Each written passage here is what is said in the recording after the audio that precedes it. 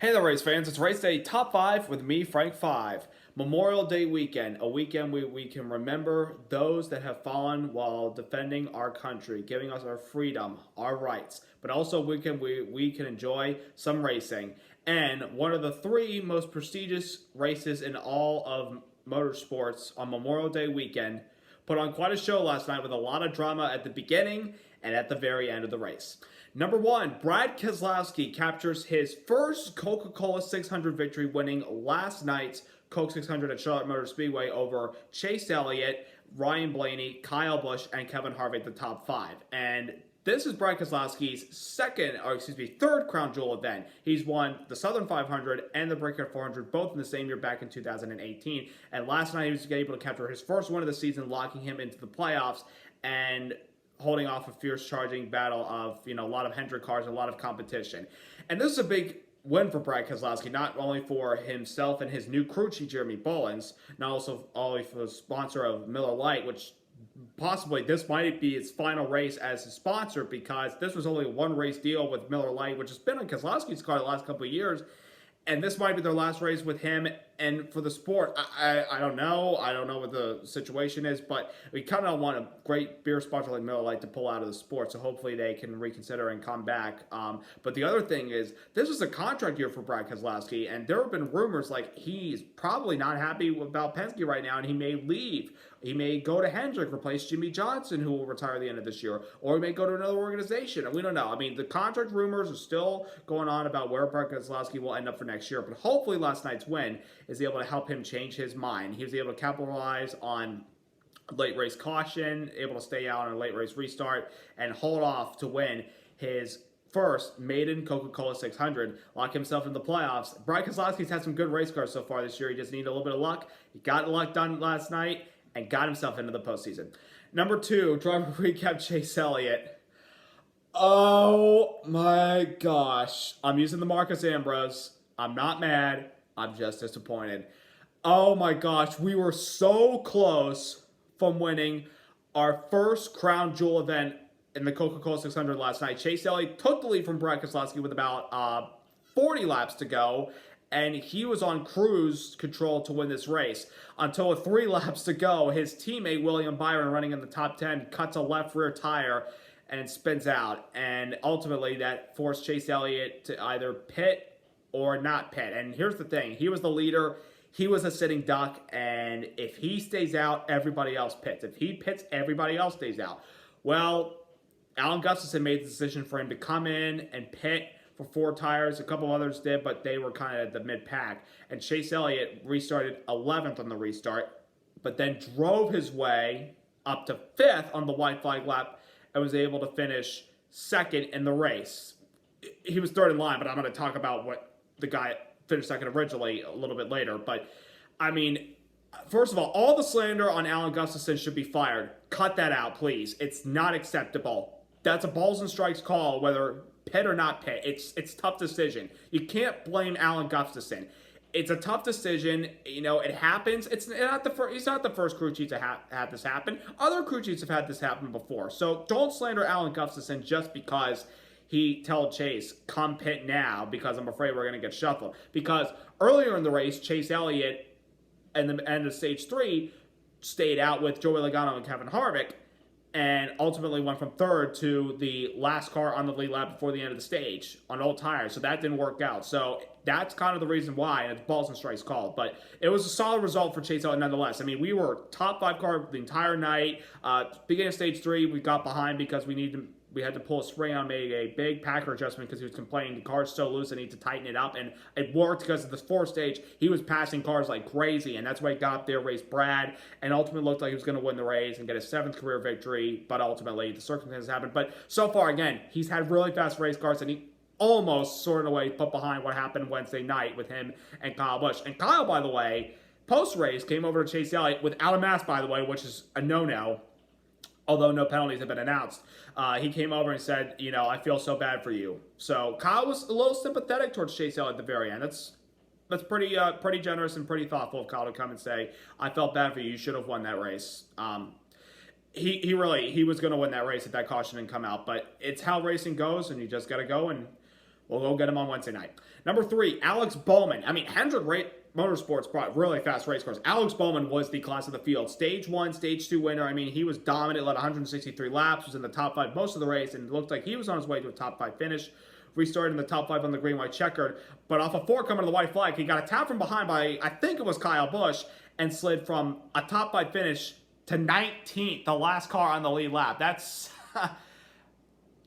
based on how good your car was, that kind of sucks, but again, Hendrick Motorsports had fast cars, and they've had fast cars since the beginning of the season. This new Chevy bike is just working for them and the other organizations as well. They've been very competitive week in and week out. They just need a little bit of luck to go on their side. They need Lady Luck for one weekend, and hopefully it can happen Wednesday night. Number 4, Denny Hamlin. Before the race got started, the winner from Wednesday night at Darlington, it looked like he was going to be one of the guys to compete for the win. Of course, he's still looking for his first Coca-Cola 600 win. Well, before the race got started, Denny Hamlin left the pits on the pace laps with a problem. You saw 2 big white pieces which looked like bricks falling out from behind the car. Those are pieces of ballast. What that is, it helps keep the ride heights, the bottom, rear end of the car at the right exact height, that you can be aerodynamically similar to everybody else on the racetrack. Well, NASCAR said, you're going to have to come back in and fix that. And they took the green flag, and Denny Hamlin was still in the pits, and he rejoined the race, and he ultimately finished the race, but he was 29th, 7 laps down. Yes, he lost 7 laps because of all that. And this ballast thing is a big penalty, not for Denny Hamlin, but for his crew. And it was just announced today from Fox Sports' Bob Pockrass that his crew chief, Chris Gabehart, his car chief, and his engineer for these next 4 races will be banned from the racetrack. They're not allowed to come to the racetrack. So Hamlin's going to have to get another crew chief, another car chief, and an engineer to come to the track and help him try to win these races. But, I mean, it's, he already has 2 wins, and Joe Gibbs Racing's got plenty of personnel back at the shop. They should be just fine. They shouldn't have a problem whatsoever. And number 5, Jimmy Johnson, in his final Coca-Cola 600, started on the front row outside of pole sitter Kurt Busch, had a really good race car, bobbled a little bit in the middle of stage 1 and kind of fell back, lost his track position, but was able to pick it back up as the race progressed, and he was up there battling for the win towards the end. And originally, Jimmy Johnson finished 2nd. You saw him behind Brian Keselowski. He finished 2nd until post-race, where it was determined that Jimmy Johnson failed post-race inspection due to the optical scanning section, the OSS. And with that, his finishing position and all the stage points he accumulated, which were 11 stage points, and which made 39 points total for the night, that was disqualified, and he was regulated to a 40th place finish with only 1 point. That's sad, honestly, and but this rule was put into play last year because of what happened to Kevin Harvick at the end of the 2018 Texas race, where he won, but they didn't count his win towards the Final Four at Homestead in the playoffs because he had a big L1 penalty, and people are saying, if it's the second place guy, he shouldn't be disqualified. If it's the first place guy, he should be disqualified, period. Well, that's how the rules go. I mean, it's, sometimes you like him, you hate him. I mean, it sucks. And it sucks for Jimmy Johnson, too, because he had a really good race car. But, again, just like every other teammate of his, Elliott, Bowman, and Byron, if he can get Lady Luck on his side, Jimmy has had very fast cars in his final season. And hopefully, he can get to victory lane soon and break what is now a 102 race winless streak for him since his last victory at Dover in 2017. So Jimmy's got to turn around, but he's got the cars. I believe him and Cliff Daniels will get the job done down the road. Who knows? It could be Wednesday night. We shall see. Also, I want to give a couple of shout-outs to a couple guys who had some solid runs. The rookie Tyler Reddick just continues to impress, had a top 10 run. He and Austin Dillon, his teammate, ran the top 5, top 10 pretty much the entire night. Dillon didn't get a top 10 finish, but he got a solid top 15. Christopher Bell, that team has struggled so far this year, Lafayette Family Racing, pulled off a top 10, their first top 10 of the season last night. They originally, obviously, finished 10th, but because of Johnson's penalty, that moved him up to 9th. So that was it's been, these rookies are continuing to press. John Nemechek, last week had a solid run, obviously top 10 at Darlington, had top 20 last night. Really solid effort for this kid. I mean, these rookies, and Cole Custer got a top 15 too. Rookies are just continuing to impress this year. They have a lot of talent, and they've got a lot of potential down the road. Coca-Cola 600, obviously, one of the longest races of the year. It was a little bit long last night because we went into overtime over miles. Plus, we had an hour and 8-minute rain delay. There was a lot of scattered showers and thunderstorms around the speedway for the most part of the latter half of the evening, and we were worried, were we going to even get the full race in? We did, thankfully, and we got the whole race in, and people, some people said, the race was good. Some people said it was pretty bad because they were spread out. And like based on last year's Coke 600s, nothing like that. But I thought it was a good race. I mean, maybe they'll come up with a different tire compound for Wednesday night. We shall eventually see. And obviously, usually we have the Monaco Grand Prix and the Indianapolis 500 before the Coke 600. Well, this year that's not the case. Indy 500's not canceled. It's postponed till August. Sadly, Monaco is canceled because of this whole pandemic thing. But we'll have an Indy 500 later this year, and I'll hopefully give you a report on that race. I think sure a lot of people would love to know about the Indianapolis 500. But all in all, Coke 600 Memorial Day weekend, and like to take a moment to honor those that have died defending our country. We can't thank you enough, and we honor you, and we will forever be indebted to what you do for our country.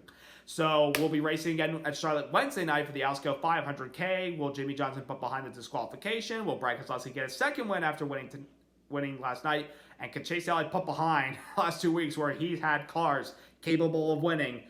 We shall see a lot of interesting stories coming on Wednesday night. Subscribe, like, congrats to Brad Keselowski. First Coca-Cola 600 win. And I'll have a report for you guys on the race Wednesday night on Thursday. See ya.